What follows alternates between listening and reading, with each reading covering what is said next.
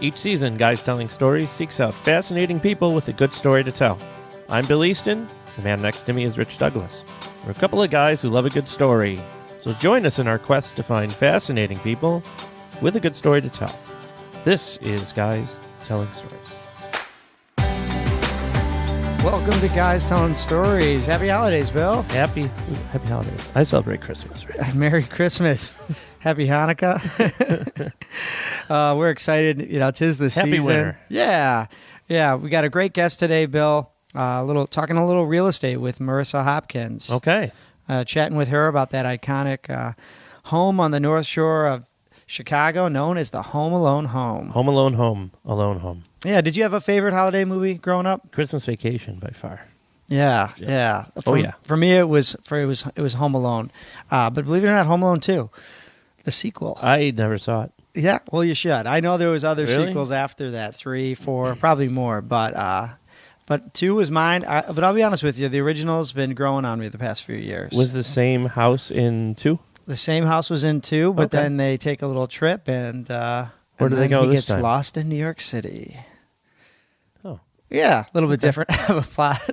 Maybe I should I have watched it before this Yeah, interview? well, it sounds like we have some post-podcast plans. I watched the first one. I've seen the first one probably a dozen times. And I've Yeah. seen Christmas Story probably 1,412. Oh, I know. And, Christmas Vacation, somewhere in the middle.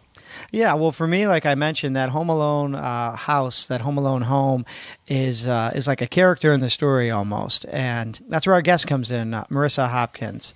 She's an award-winning realtor. She specializes in high-profile homes, new construction, and Marissa got involved with marketing and eventually selling the Home Alone home, the same one from the original movie and the second one. That's cool. So the story goes, Bill, I was reading some of the emails that we get from listeners, and someone sent us this video. You can call them fans. We can call them fans? Yeah, they're fans.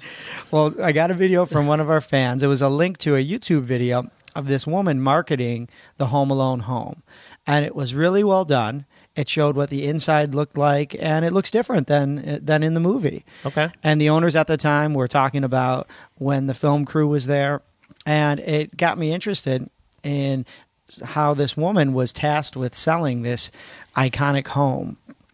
And doing a little bit of research, she's not only a realtor, she used to be a corporate strategist. She's a little bit of a green thumb. So we'll have to ask her about that too. But all in all, we wanted to hear her story on what it's like to actually sell the Home Alone home. Cool.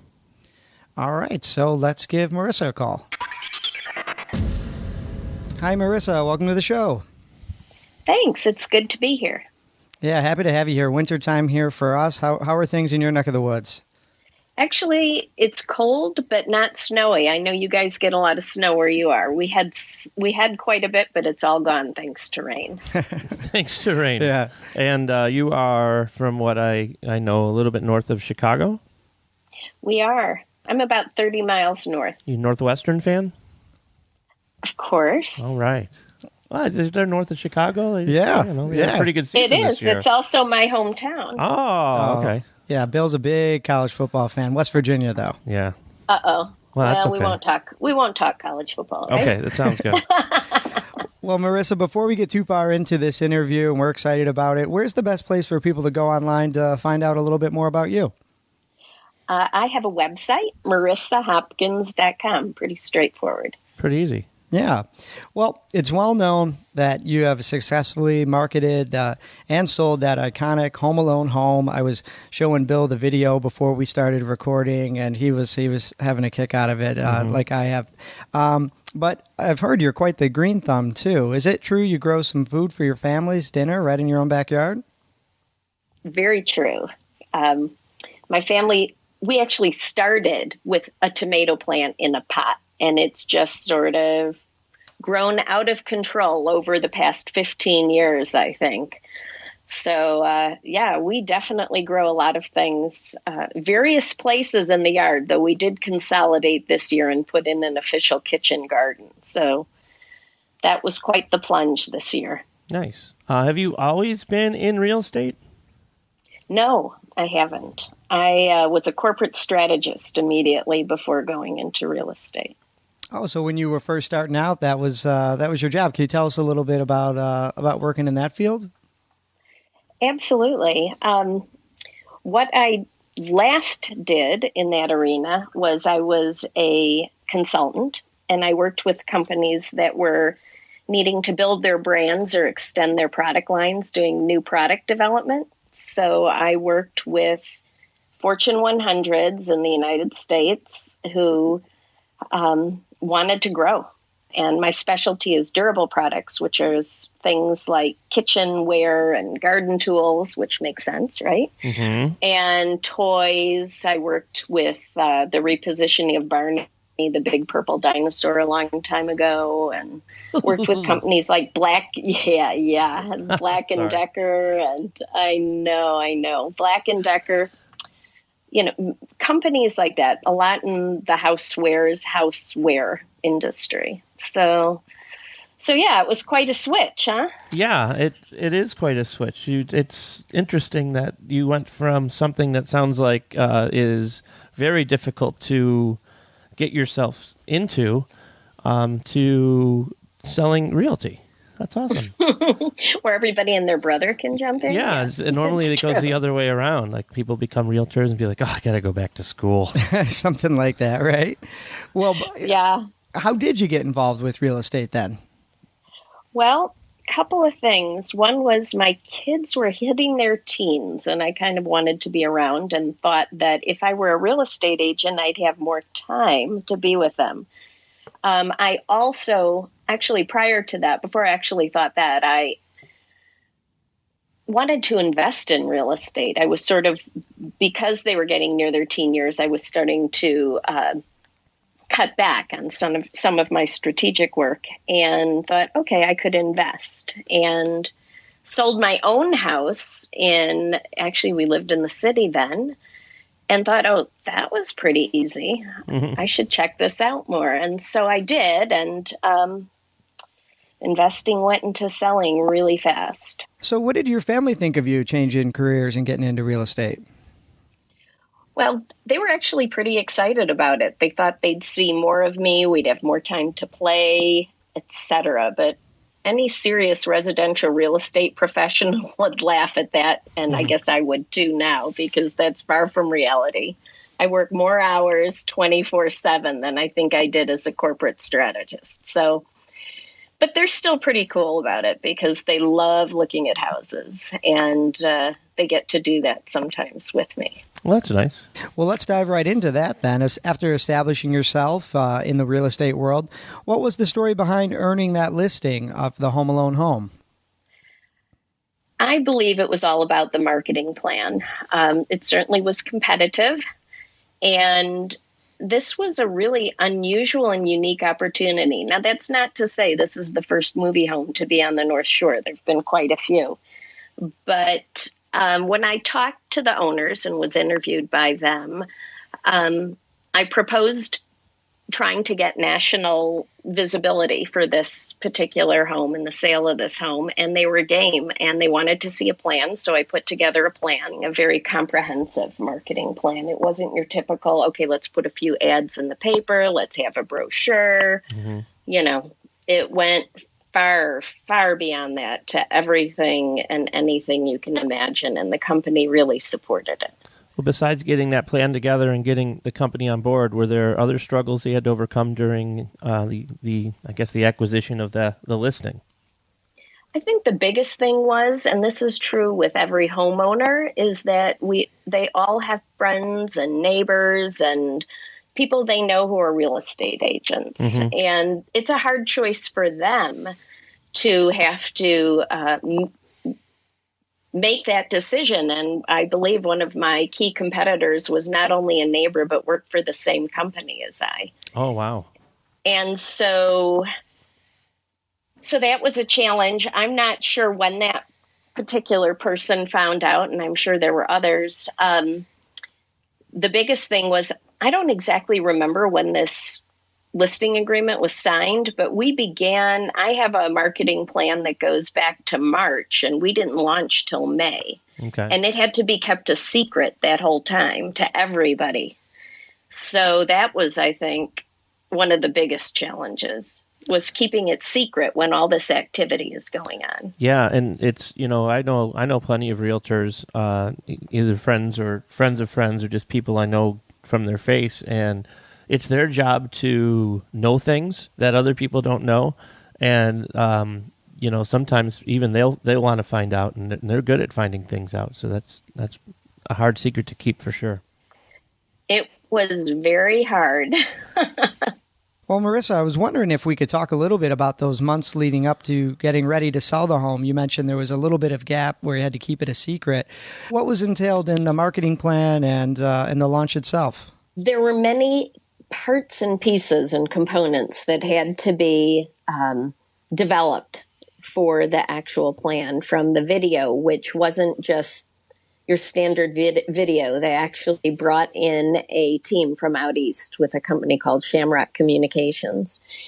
And I gave them the outline and the goal, and that I wanted to touch on the town, etc. And then they wrote the script and came in and we did all the photography. But that takes a while. And I wrote a book. We had brochures. I actually came up with the idea for a movie poster. So on the day of the launch, which was May 5th, movie posters went up in all our offices that announced that the house was for sale, but it looked exactly like a movie poster would, big.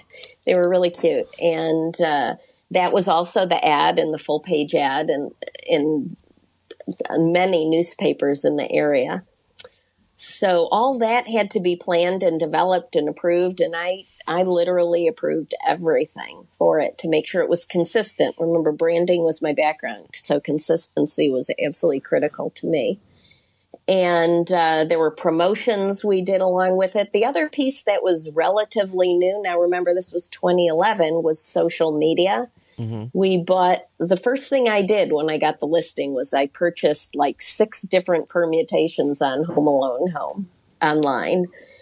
And then, of course, we bought them with net, and info, which were, I think, the primary things. I don't remember exactly. But we had a web page. We had Facebook page.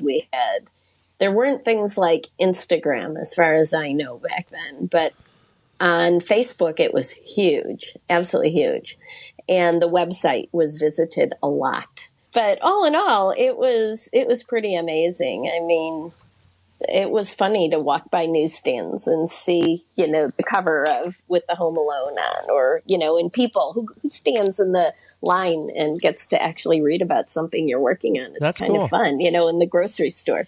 Absolutely. Well, Marissa, getting into the home itself, can you tell us some of the differences between the movie home and the actual home? Well, for the most part, the facade is as it is. The front of the house looks exactly how it does in the movie, with a few minor exceptions. There were no pillars, but I don't think your average person would notice that. Mm-hmm. Flanking the sidewalk near the front door.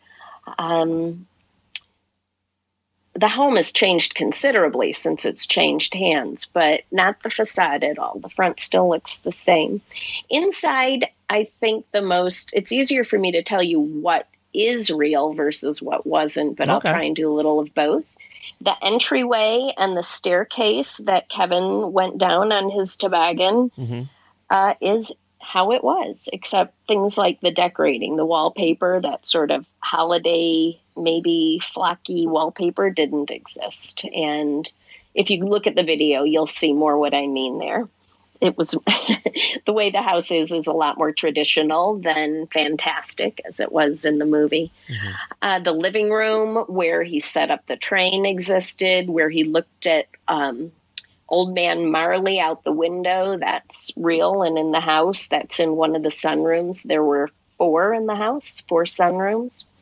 Wow. The attic really existed. And where the zip line extended to the tree house, that was a real, that little alcove window definitely existed, but the tree house was built for the movie. Okay. A lot of the back of the house and the basement stairs really didn't exist. They were whatever they do in movies. Yeah. And the kitchen, not the same. that's pretty much it. There was a lot of the movie was filmed in different places, and sets were at that time a school that had been converted into like a recreation facility. They set up sets there, and that's where the second floor was created, et cetera, and shot. Wow, so no basement stairs, but Old Man Marley's house was real. Wow, gosh, a little movie magic for you. Well, Marissa, you mentioned before that video, and people really should go check it out. I think it stood the test of time. It's amusing. It shows the home.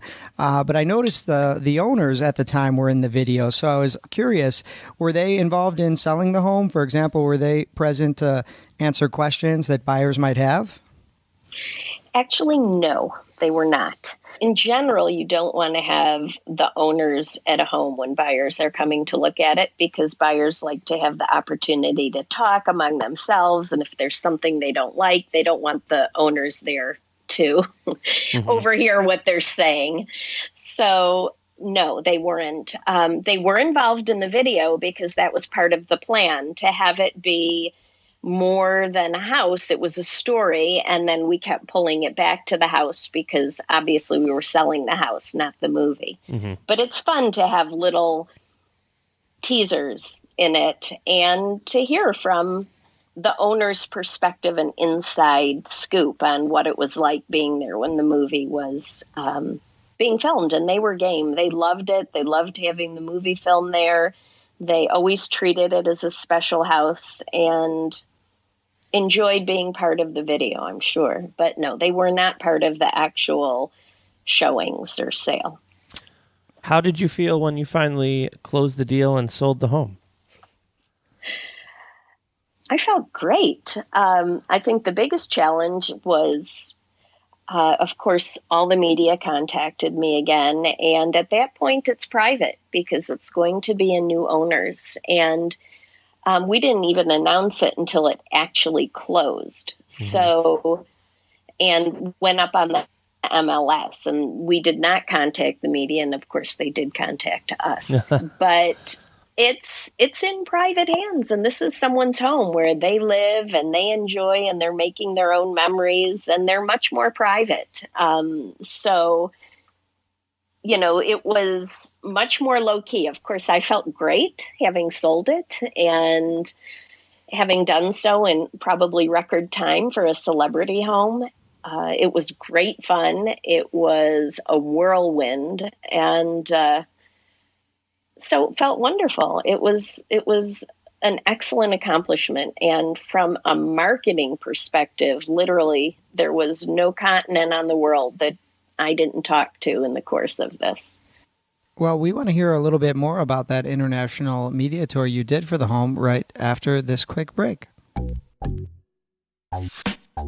Well, Bill, the good people at Podcast Your Story are proud to sponsor the podcast.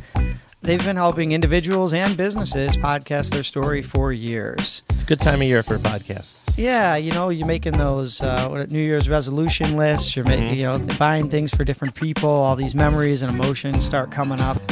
Well, the professionals at Podcast Your Story do exactly that. They record you telling your story, and the final product is a podcast. Businesses and individuals share your story with the world with podcastyourstory.com. And our listeners get 20% off your first recording. Just mention promo code GTS. That's 20% off your first recording with podcastyourstory.com by mentioning promo code GTS. What a great Christmas present. Oh, yeah. Little that time of year. Hey. You forgot gifts for someone. You just give them a podcast. Yeah, what a great gift. And now, back to our interview with Marissa. From our conversations earlier, if you want to speak a little bit, when you launched the home, you were on every news outlet. But what was that day like for you? Well, that's probably the funniest day in my life. I've never been the spokesperson for a celebrity before. And so you have to imagine this is an inanimate celebrity, which is the house, and it can't speak for itself. So on that day, I was the voice for the Home Alone home. And of course, I a few of the interviews did include the homeowners as well. But so I was the face of the house. And on that day, we started at 6 in the morning, and the PR agency and corporate had set up all the interviews. And I think everybody got maybe 10 minutes each. And it was back-to-back, nonstop interviews. So it was like being in a bubble. I saw none of it. In fact, to this day, I haven't seen a whole lot of it. I went back and looked at a video just a couple days ago, and it was funny. I don't even ever remember looking at it.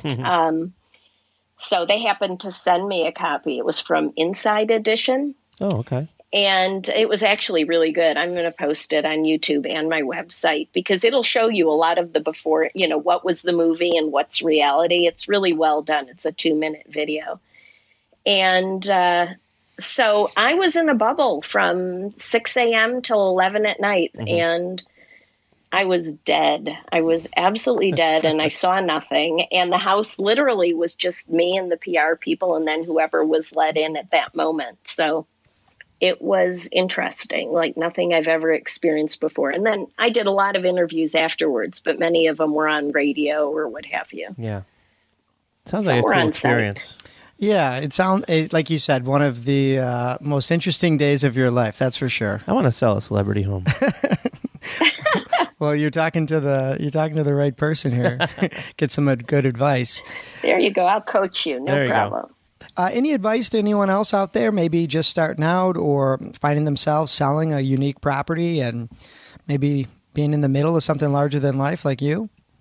There aren't many home alone homes out in the world. There's certainly other celebrity homes where movies have been shot.